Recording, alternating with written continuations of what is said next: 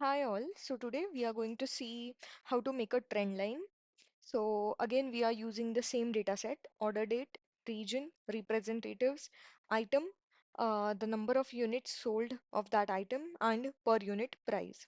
So now the problem statement will be how to identify whether what was the total number of units sold per month. So for that, we'll use order date and as well as sum of units.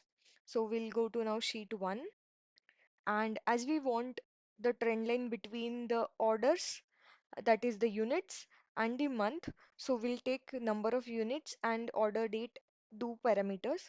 So we'll drag this order date into columns. So here it is now yearly. So I will click over here and on I'll convert it into months. So now I'll be able to see months wise. Now I want the sum of units. So I'll take this units over here. So now it is automatically taking aggregate sum. If you want to change this parameter, you can just click over here and under this measure you can take average, median, count, whatever you want. So right now we are taking sum.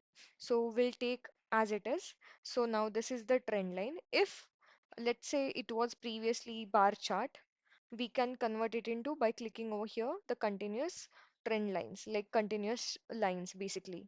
So now here, if you hover your mouse over here, we can see the number of units in March were 113. So that is the reason that it is 113. So what we'll do now, we'll convert this now into the detailed number. So basically here the number should get visible.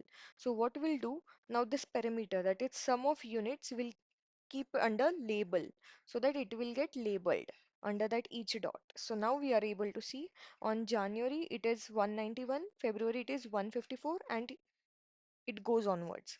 So this was the way we created the trend line.